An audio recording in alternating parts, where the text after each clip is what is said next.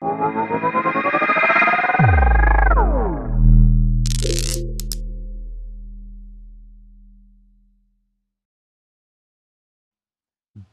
And we are back to BlockDown 2.0. What a great, fantastic, and long conference it has been. We are winding down now. Next up, he is the CEO and co-founder of the cryptocurrency project Effect.ai. They are building a democratic, open, decentralized network for artificial intelligence development. They have already created a platform called Effect Force, where there's thousands of individuals across the globe who work on helping companies and data scientists structure data for machine learning purposes. The Effect.ai team and platform has already done over 7 million transactions on the blockchain, paid out to people in 95 countries all over the globe. So that man is actually me. It feels a little bit strange to introduce myself, but that is me. And back with us is Akoin, and an announcement on a very special initiative that's very close to my heart. Maybe, Lynn, you can flip scripts here, and maybe you can be a little bit of the moderator, and you can chat it up with me. I would be honored, John. This makes my day to moderate. It's the best. I'm really proud of this story, and as I mention every time, Be Bold, reach out, connect with us, because Chris did just that. We really had a great time with him during last lockdown, and he reached out and just blew our minds with what he's doing at Effect AI. Twofold, not just what he mentioned in terms of an actual DApp, an app where you can go in and have learning and earning opportunities. And he's, millions of transactions, 5,000 users, 95 countries. This is huge. But he took it a step further and described to us what he's doing, and it's already done, with opportunity centers, creating places for people to go, network, and really learn deep skill sets. These are, and I'm going to have him describe them, but they're learning skill sets that created earning opportunities that were repeatable and something that would create a sustainable living. And so I was so happy. He reached out. I synced up with John, and we jumped on this so quickly that I think it's taken a month, and all of a sudden we are back together. We're contracted. We are actually announcing today, which I'm going to have us describe in very deep detail, several centers that will be opening. Yeah, so the Akoin Effect Opportunity Hubs. Woo! Yep. And John, actually, I would love it if you describe what got you so excited about this moment, because I don't know if we've ever moved more swiftly on something. I just love this. So first of all, obviously, Chris Dawes' energy is infectious. He's become a friend, a colleague, and just is a really innovative, driven, inspired guy whose energy is infectious. And it was infectious and spread to us and generated even more enthusiasm than probably anybody that we've caught up with, both what he's doing and how he's doing it. And so for us, our mission has always been to help elevate rising entrepreneurs in basically all over the world, particularly focused on Africa and Southeast Asia. And when Chris told us what he had done in the country of Georgia, building out the first Effect Opportunity Center, we just jumped right up and said, can we do some of those together in Africa and beyond? And he said, well, I guess. And he goes, well, I'm already doing it with the UN. And we were like, well, we're close to the UN as well. We'd love to do this and expand your vision and accelerate it in a big way. And he's like, you want to? And we were jumping up and down. And as Lynn said, within well less than 30 days, we figured out the pathway. We went through the contracts. We've started to accelerate both of our sets of teams to align and empower. We're already looking at the first locations in, am I allowed to say this? No, I guess I am, Kenya and Senegal. And then after that, we're going to, expand outward, South Africa, Ghana, Morocco, Ethiopia, etc. There's a lot of people out there that want to learn more, to build skills, and that are incredibly technologically savvy, but need need a little bit of guidance and opportunity. And Chris's vision of creating these opportunity hubs that have small bite-sized pieces of, tech jobs, basically gig economy jobs, whether it's something that's really simple and somebody can earn some small amount of money, or something a little bit more involved that they can earn more money and build their skills. It's really inspiring, and he's inspired us. So we're just super excited.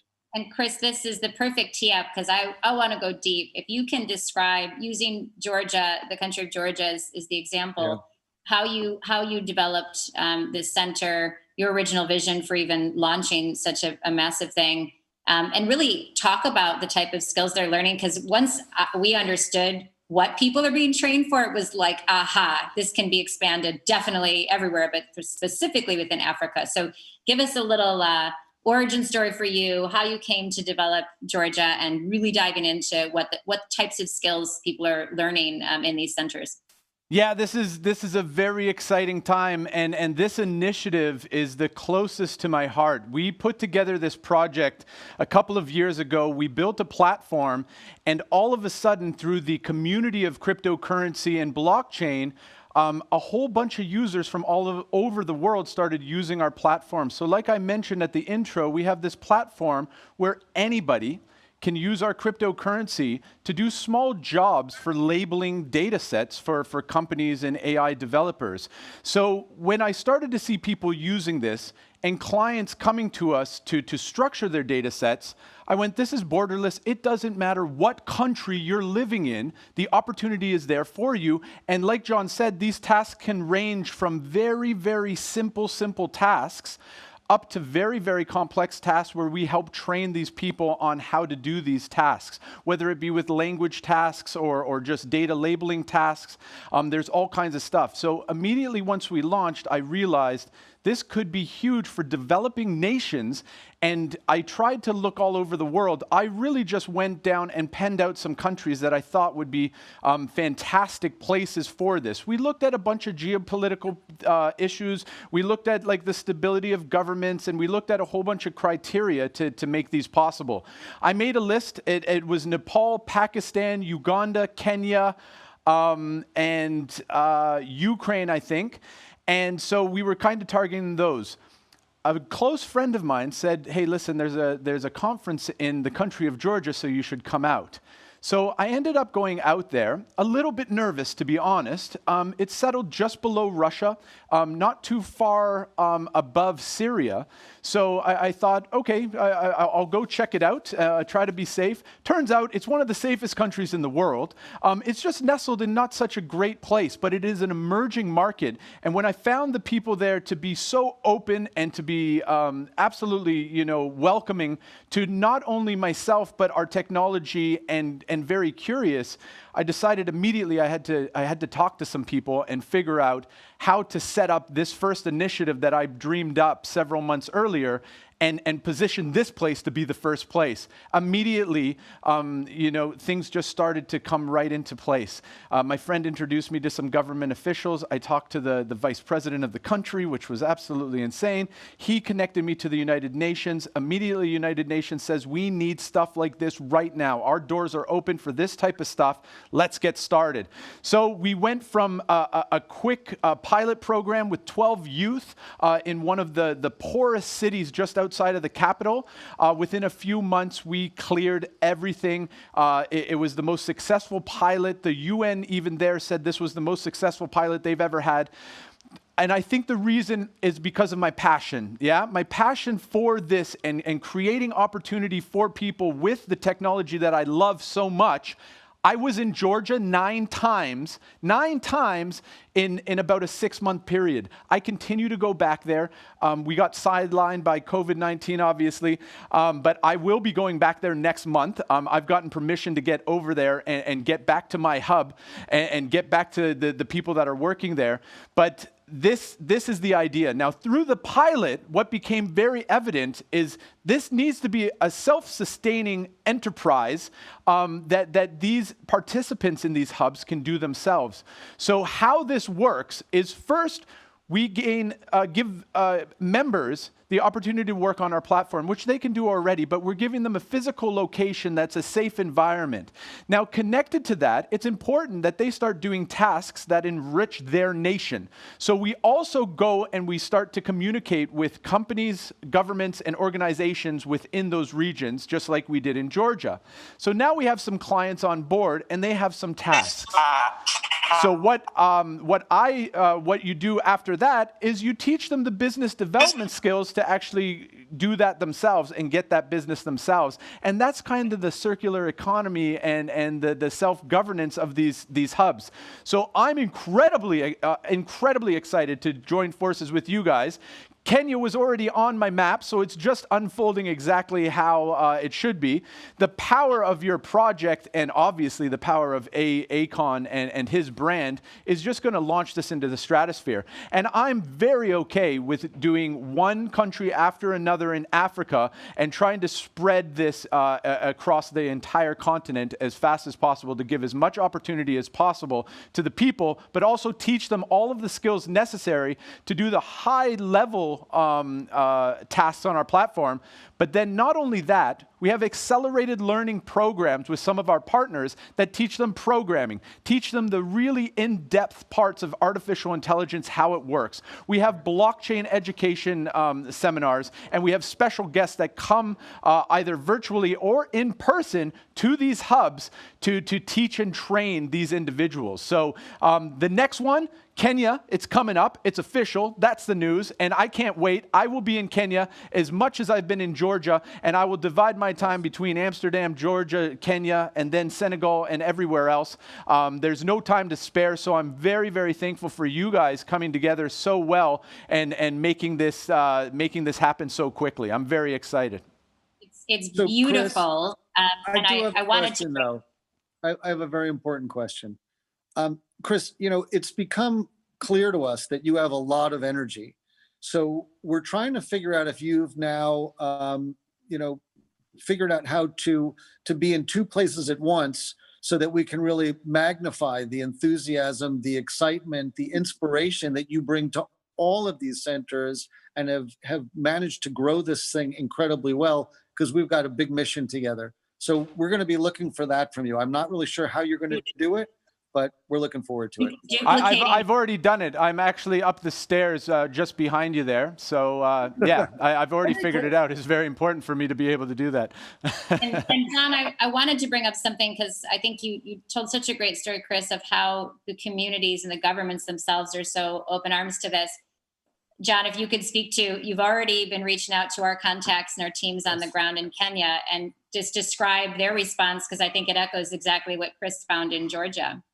Actually, Lynn, what I haven't had time to tell you yet this morning is I've also talked to part of our extended team in Senegal, and they're already looking for spots in Dakar. So the team in Moale in Western Kenya is absolutely jumping up and down excited because there is a very strong coding culture and coding community. Lots of young people looking for more opportunities, more gig economy opportunities, more ways to get on a pathway to full-time work and employment and in the knowledge and experience underpinning to rise up and succeed.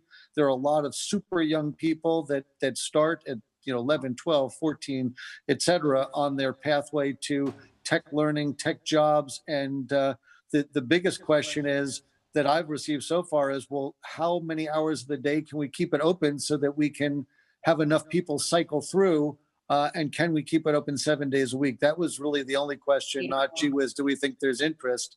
The question was, can we build it big enough, fast enough, and staff it, with enough people to really service the pent up desire for something like this, particularly in Kenya and in and around Moale, and not just in the city, but in the surrounding areas. So there is just a huge wide open door. And then to add in Senegal, again, because it's Akon's home country and where he's from, our team there, once I explained what we were about to do, they got super excited. They want it to be right in the center of the capital and be something that is promoted and aligned with certain factions of the government and others. So just so much enthusiasm around this. It is just such an amazing initiative, and it's all driven again by Chris's inspiration, his enthusiasm, and just plain and simply old-fashioned hard work. So we are just beyond excited. I'm obviously tripping over my words talking about it. That's what So it takes. exciting. No, and Yeah. I knew you'd love to hear that because we've moved so swiftly to make sure that we're already on the ground again in our first prime locations. But what we're very excited about, and I'll also add, once we understood the costs to implement something like this really are relatively small. So it's our Akoin Foundation coming together with Chris to launch these centers. Expect to see many, many more scaling at a rapid pace, replicating success. We're just, beyond thrilled about this. And Chris, I know Akoin actually had to step away to take a call with the Senegalese government. So he's going to come back on at the end of our session. Writes on WhatsApp, it affects our planning sometimes. So there was a reach out from the head of state. So he'll be back, but we will find some moments, Chris, with you, not just as moderator, but as CEO, inspired leader, and chief cook, bottle washer, and everything else special with Effect AI. And I want to just put the word out there 6 or 7 more times over the course of the day. The Akoin Effect Opportunity Hubs is something we are desperately passionate about. The ability to combine our companies, our visions, our brands into one place, into physical locations. We're just over the moon, Chris. So thanks. Coming to you soon. And I think next up, you go back to being moderator, though I would love to steal your job, Chris. We have our excellent next partner coming on board related to healthcare, but I know Akoin will be joining back. So for those of you, you're going to hear Akon's equal enthusiasm about this. I'll just say education. I say learning, earning, spending, and saving. Learning and earning are at the top of that list. This checks box that for us in so many ways, and so it's really important to Akoin also. So we'll be dialing back with him afterwards, and I'm going to pass the keys back to you, Chris, so we can tee up our next panel. Lynn, you're the best. Thank you for that. And listen, you heard it here first. This is some of the most exciting things that are going on right now. I'm thrilled and honored to have this initiative come to fruition so quickly and so well. What we will do is, like Lynn said, I'll come back with Akoin in a few moments, and we're going to introduce the next announcement and guest with Lynn and John just after this break. So we'll be back in about 2 minutes. Stay tuned.